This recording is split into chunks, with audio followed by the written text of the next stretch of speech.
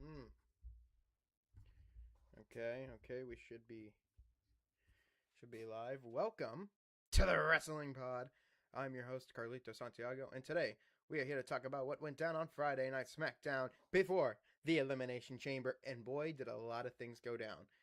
Let me quickly do something real quick, so this better explains what just fucking happened. Okay, is there a way I can like cross out or strike out?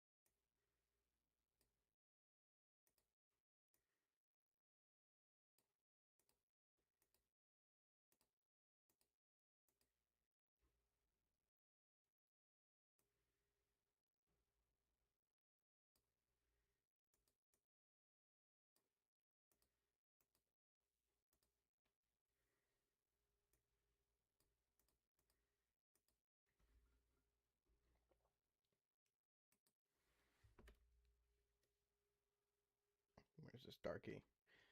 I'm sorry, this is taking. Oh, I have push control. I'm sorry, this is taking a while. Hold on.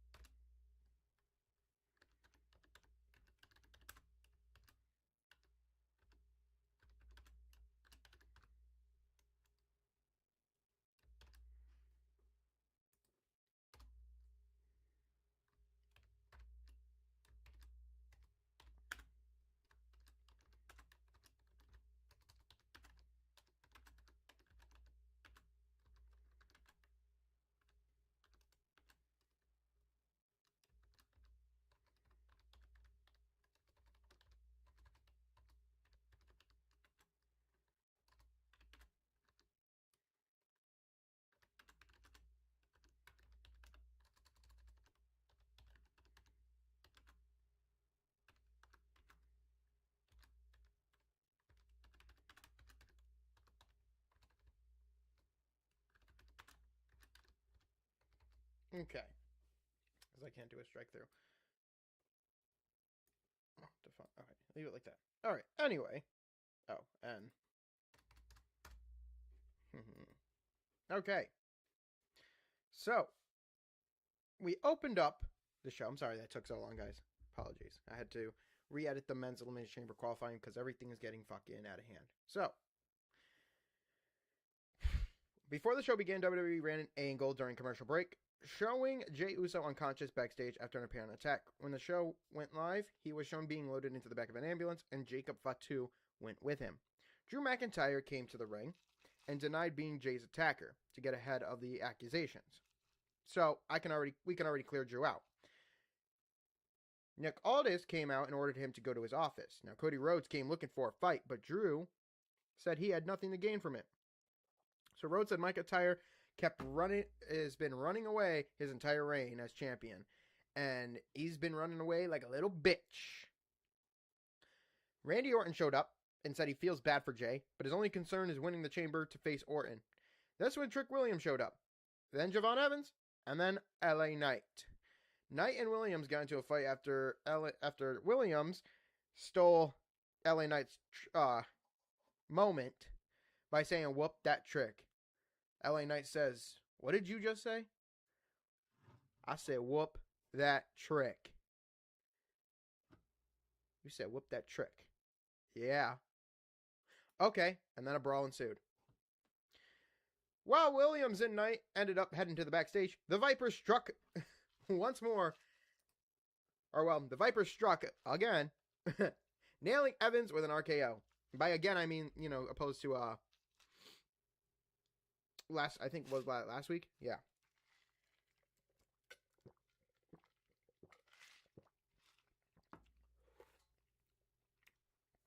before he stared down the American Nightmare. While this eventually turned into a segment that was announced in the official preview of the show, this was more organic route to get to than usual. Considering how many people were involved, this didn't take long as expected, which is a good thing. Sometimes short and sweet is the right way to go. Enough talk. Let's get to the action. Our first action was a fun match between Solo Sikoa and Uncle Howdy. Solo Sikoa came out with the lantern for his match against Uncle Howdy. For once, Solo wasn't flanked by everyone else from the MFTs. Howdy backed Sikoa to the corner and stared at him until Solo shoved him away. They kept things pretty simple in the early moments of the match. They picked up the pace eventually once they started throwing hands. But Howdy would have the upper hand for a couple minutes, but Solo rammed his face into the middle turnbuckle as the show cut to a break. We returned just as Solo hit a Samoan drop for a near fall. This match had fun moments, but as a whole, it fell a little flat. Maybe it felt a little flat. Because for a feud that has been built up to be so personal, it didn't feel like these two wrestlers were to hate each other. It lacked the needed intensity to sell the story until Sikoa tried to hit Sister Abigail instead of his own finisher. So Howdy applied the mandible claw, but Solo broke free. He had to, of course, end up hitting his finisher to get out of it. So Solo ended up right into the arms of course, the Howdy's arms for the Sister Abigail for the clean win. He reclaimed the lantern, but only for a moment, because the MFTs would attack him and steal it back again. The feud could and should have ended here, but this keeps it going beyond its expiration date. It's like milk, guys. It's like milk.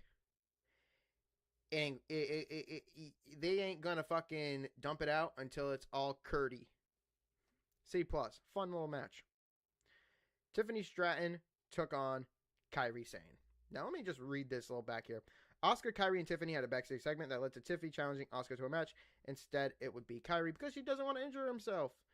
She doesn't want to injure herself before the Elimination Chamber. Understandable. After a few backstage segments and a commercial break, Tiffany took on Sane because Asuka wanted to stay fresh for the Chamber. Now, of course, Chelsea Green and Alba Fire came out to watch the match from the commentary desk. Tiffany and Kairi traded some quick takedowns. Stratton took control of her and hit a slingshot crossbody over the top rope when Zayn tried to take a breather at ringside. Having Zayn take Asuka's place felt like a bait and switch, but Zayn doesn't get enough ring time these days, so it wasn't an unwelcome change. True that. I mean, Zayn does deserve to be more on the card than anything and deserves to be shown more. So, here you go. She and Stratton had only had a few tag team matches before this, so it was nice to see a fresh pairing for a singles bout. They picked up some steam in the second half and had a pretty physical match. They had a couple of hiccups, but the good outweighed the bad. After Zayn accidentally took out Green, Stratton hit her with the prettiest moonsault ever for the 1-2-3 victory. Paul Heyman, Logan Paul, Austin Theory showed up backstage to pitch Paul replacing Jay in the Chamber since he is injured. Nick Aldis said he would make some calls, but he didn't seem entirely opposed to the idea. Fatu returned from the hospital and told Aldis he believes it was Drew who attacked Jay.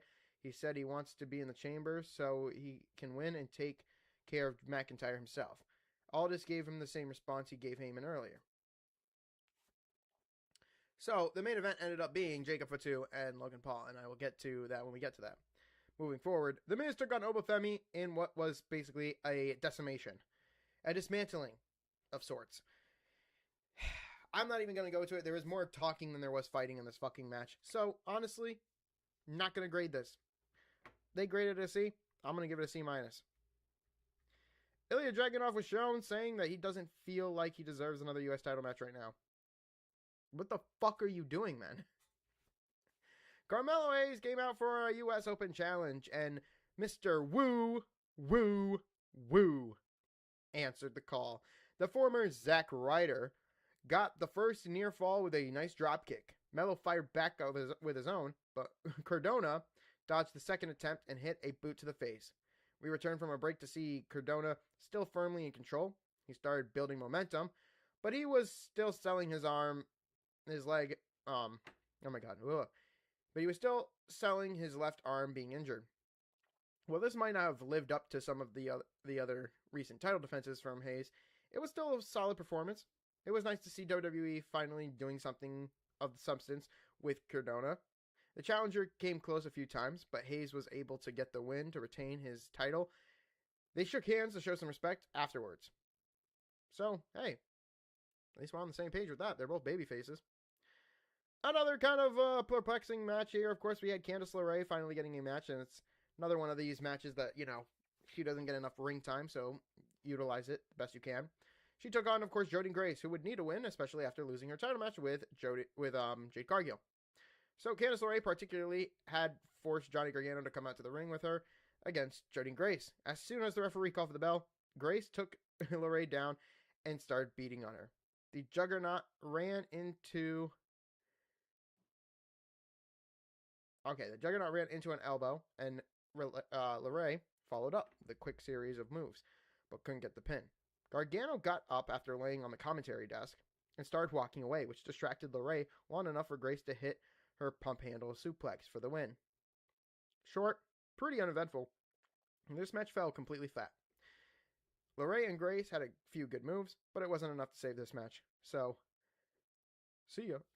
This Gargano somehow making what should be a very dumb gimmick into something that's actually kind of funny. And interesting, too. He's now kind of like... I think he's feeling down and bad about himself after losing his tag team partner who went to AEW.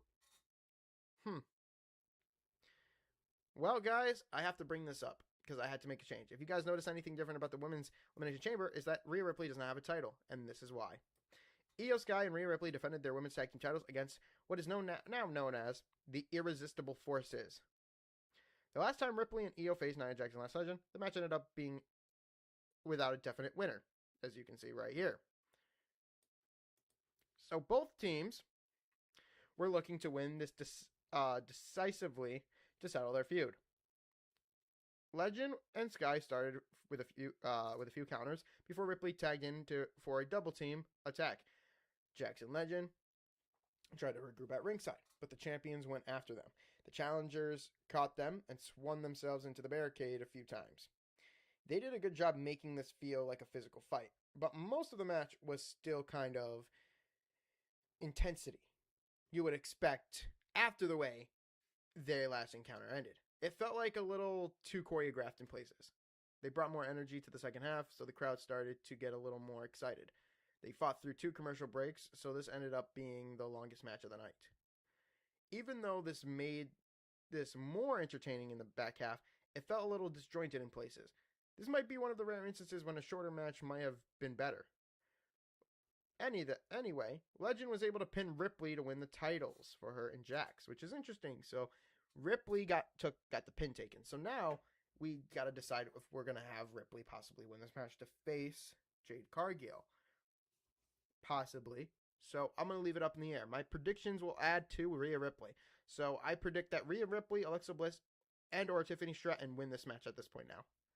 One of those baby faces are winning. So now I can add Ripley as a pretty good baby face to win that match. Okay, so Ripley without a title now gives me an idea of predicting her. So add that to the prediction count, guys. I'm predicting Rhea Ripley, Alexa Bliss, and Tiffany Stratton to win the match. One of those 3.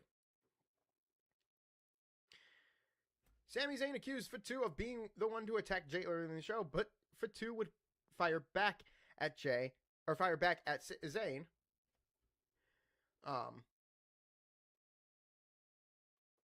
And cause Sami Zayn to have a temper tantrum. So we got to Jacob Fatu versus Logan Paul for the final spot in the Elimination Chamber. So this week's main event saw Paul and Fatu fight for the open spot in the chamber. Heyman and Theory accompanied Paul to the ring, but Fatu was flying solo as usual. Theory distracted Fatu so Paul could get the advantage, but Fatu quickly recovered and started laying him out with clotheslines. He nailed the social media star with a suicide dive as we went to a final break. This was probably more competitive than it should have been. Fatu should have dominated Paul a lot more than he did, but they did their best to make it feel competitive.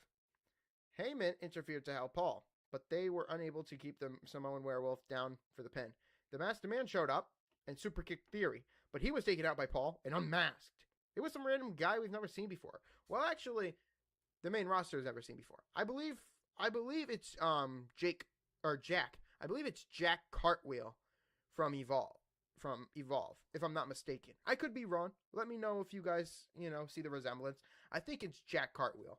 I've seen a couple of episodes of Evolve, and I've seen him on there. And some clips of NXT as well. I think it's Jack Cartwheel. But let me know in the comments down below. McIntyre showed up and blasted Fatu with the title while the referee was distracted to help Paul get the win. Not only did we get an unsatisfying end to this match, but the reveal of the masked man being inconsequential was a huge letdown. So, another C. And Charlotte Flair was shown eating ice cream because she was depressed about not getting into the Elimination Chamber. Aldis told the MFTs the new number one contenders for the tag team titles would be determined next week. Good. But this show, oh my God. You could skip this episode, guys. There was nothing going to be built to this. Friday Night SmackDown devoted a lot of time on building up the chamber, which makes sense for a go-home show, but the rest of the episode was lacking in some areas. Hayes and Cardona had the best match of the night, but it wasn't exactly a high bar to clear this week. An injury angle with Uso felt rushed and changed the PLE lineup a day before it takes place, but the change won't be significant enough to affect any outcomes. Yup, and that exactly brings up my point. So, just so you guys know, we had Randy defeat Solo and Black. We had Cody defeat Zayn and Fatu. We had fucking Trick Williams defeat Priest and Hayes. LA Knight defeated Theory and Penta. Javon Evans defeated Gunther and Mysterio. Now, Uso defeated Americano and Bronson Reed, even though Bronson Reed was supposed to win the match before being injured, okay? So remember that. So if this didn't happen, oh my God, we would have had Javon Evans be taken out. Javon Evans would have been taken out of this match. And then we would have gotten Seth Rollins, most likely. But we had Logan Paul in there, because remember, Uso was taken out by unknown. We do not know who took him out. So that's a big who doesn't know? We doesn't know who we're taking out, to be replaced by Logan Paul. So Logan Paul defeated Jacob Fatu in order to fucking get into this match. And then the women's are still the same. So a lot of changing going on in this Elimination Chamber, which to me feels a bit, what was and what wasn't supposed to originally happen, or what was supposed to not originally, you know what I mean? It's crazy shit. So, nothing changes though. But for the overall show, this is great to see, at best. What did you guys think of SmackDown? Let me know in the comments down below. Don't forget to subscribe, drop a like, and turn on those post notifications so you never miss a stream. I will see you guys tomorrow to review what went down in the Elimination Chamber. Don't forget to check it out, and something new for you guys to actually check out too, that I found out. For anybody who still hasn't, I heard about this thing, and they dropped a advertisement for it. So, ladies and gentlemen, let me review to you this with Kevin Owens on the screen. As of late February 2026, Xfinity TV customers with quality packages, including ESPN, now have access to ESPN Unlimited at no extra cost, allowing access to WWE Elimination Chamber and other exclusive content on the ESPN app. You can sign into the ESPN app or Xfinity X1 or Flex boxes using your Xfinity ID and password. The video also explains it, so what I will do here is, let's see what I can do. Can I copy the link?